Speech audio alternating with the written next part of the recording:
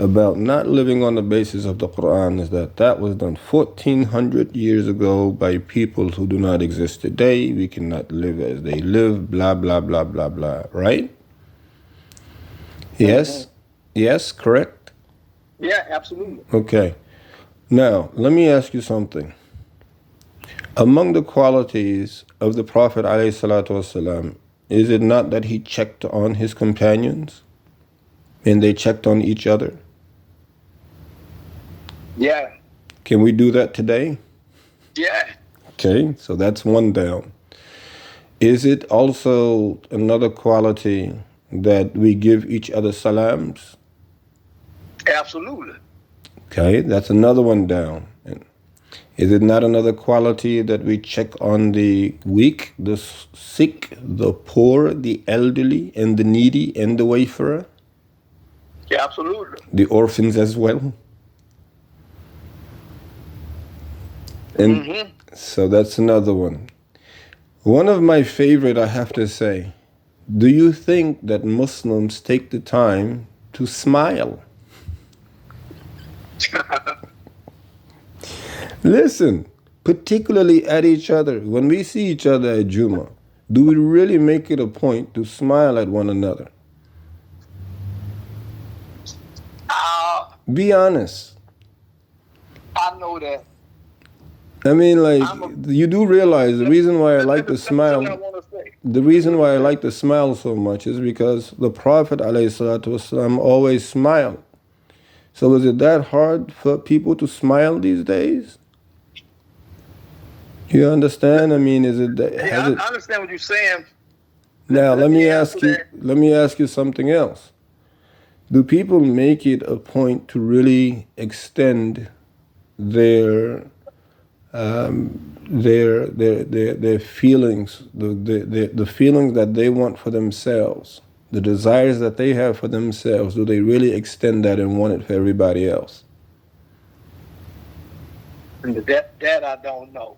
Okay. Do people make it a point to actually invite one another into their homes for food or for just tea or just to conversate, anything like that? No, they don't. Okay. You know how many things that it's easier for us to actually do today compared to how they used to do it back then? You understand? It's like, where do you get the manners that you have instead of these? Instead of you checking up on the sick, the poor, extending, your salams. The Muslim is another Muslim greets the Muslim with their tongue and with their manners. Instead of you doing anything of that nature. What are most Muslims doing today, and where are they spending their time? Where are they spending their resources? What are they discussing when they go to their gatherings? When they do have their parties, who do they invite? Is it based on Muslims, or is it based on their culture, wherever they are from? This type of thing. And so, you say you accept the message, but then you deny it at the same time. Because you say you believe in Allah, but and His Messenger sallallahu alaihi wasallam, Quran and Hadith, but you actually spent time and your resources, you understand, doing other things, and your family's grown up this way. The children, they're blaming their parents, and the parents are already blaming them. This is already Yawm al-Akhirah. This is already the Day of Judgment. This is, you know what I mean? Like right now, listen, the children are blaming the parents, and the parents are blaming the children. The children are blaming their parents for lying to them about, about Islam and how to live Islam. And the parents are blaming the children because the children,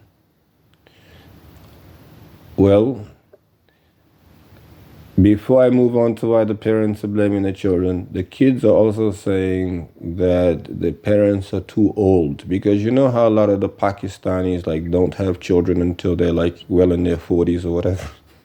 Mm-hmm. So when the child is like in middle school, the parent is like in his 60s. Yeah, yeah. I mean, I'm sorry. I That, know, but but they that's gonna be hard, man. If you but do. yeah, so they were doing that. But let me finish. Let me say what I have to say. That's called the Mm-hmm. brown daisies. So they did that, and when they got into middle school, they discovered that Islam, with all these contradictory narrations from people who really do hate Islam, they're reading up on things like that. That's what they're being exposed to. Mm-hmm. That no one has been able to just bluntly put a real front up against, and so it's breaking these kids down. And so these kids are exploring this ideology of, yeah, look at other religions, this type of thing, and see what's right about other religions. And, you just live according to however you like. So they're going with that. So now the parents start to really hate them for that. Be like, everything I had to do to make sure that you had a comfortable life. I gave you this comfortable home. You lived in the best neighborhoods. You went to the best schools. You were actually an honors student, and you are on your way now to to high school with all these great grades. And this is what you have to say to me. And so the kid is calling the parent a bigot. You said you're They're Muslim and this called and a that. hypocrite. That's what they Yes, call it. yes. You said that you were Muslim. So why are we living in a non-Muslim country as non-Muslims? If Islam was such Mm-hmm. great and everything, how come we don't live in our own country? Don't we come from Muslim countries? Why are we coming from Muslim countries? I mean, they are going back and forth. Yeah, they're throwing some facts at you. And really, what has happened is that over a course of 6 years, the kid now starts to say, I can't wait to get up from under this roof. Oh yeah, oh yeah. I cannot live with a bigot. I cannot live with a hypocrite. I see what you do when you go to those mosques, those centers. All you all do is just try to build your status. We know what's going on over there. You all are not Mm. using any of the money that you're getting to help the poor people, the really needy and destitute people. All you all want to do is make better lives for yourself in the great country of America. That's not Wow. Islam. We already know that. Mm. So it's going back and forth like that to a point where after high school, I'm getting out of here. I'm moving away. I'm going to another university out of state. I don't have to worry about dealing with you all at all. That's serious, man. They on Listen, point though. They on listen, point though. listen. They go out there, they get their doctorate or whatever degrees, they got a job, they out. They are done. They are not coming home other than when they feel like it. And as a matter of fact, they might even get married and go to their in-laws before they come to yours. Mm. And it's only because they don't know their in-laws as well as they know you, because your Yeah, wife got the stories too.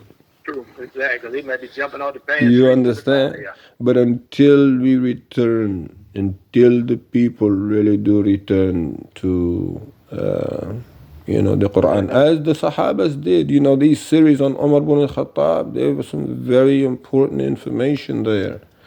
I mean, again, Yeah. just think about the question. I mean, can you really accept the fact that you have the best information ever given to mankind, but you're unable to live upon it to a point where you have to go seek information elsewhere? I mean, Yeah. Well. do you follow that question? Yeah, I follow it, man. Allahumma salli ala Muhammad. Well, you know, Allahumma but salli. See, fundamentally, the thing is I, that, see, non-Muslims, I'm not going to say every last non-Muslim, But I'm going to say, generally speaking, non-Muslims do not know Islam because a lot of Muslims themselves don't know Islam. You understand? Right. So I can say that because of the fact that they don't know Islam, they have some way out. I never knew. I never knew. They have some way out. You understand? Mm-hmm. True. But what everybody has to come to the conclusion of is that it's our responsibilities as Muslim to convey the message to those who do not know and to those who do know. We have to continuously remind ourselves and we have to continuously extend the message of Islam to those who do not know. Islam is the way to Allah. It is the peace that Allah Ta'ala divinely chose for His creation to reach Him through Islam. A lot of people cannot come to that, destination of understanding, and that's a sad reality, So inshallah, we will continue on with the efforts seriously. Very important, yeah. Yeah, that's you dropped some good information that time on me, man. I did not know that was what the immigrant family is dealing with. Oh my God. The immigrant family. Yes, I mean that is Allah subhanahu wa ta'ala's revelation, Yeah. Revelation, at some point we get our calling, some point we get our awakening, they're all of that, at some point.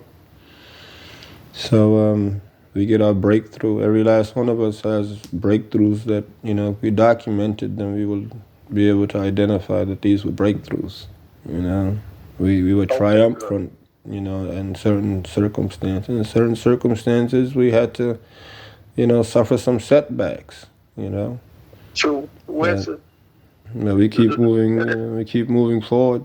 Holding it down. There'll be some reversals, man. But for the most part, it is going forward.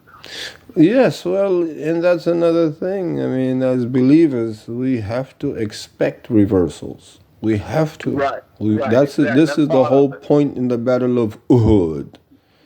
You have to be willing to accept reversals, and you have to be prepared to deal with the aftermath of those reversals as well. Exactly.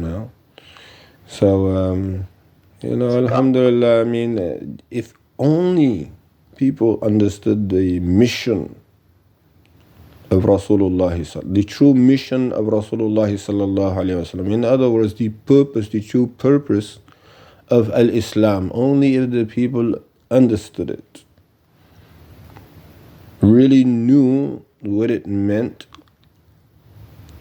and why that purpose serves our benefit in this life and the hereafter, they will not deny it. Only the arrogant will deny. Very true.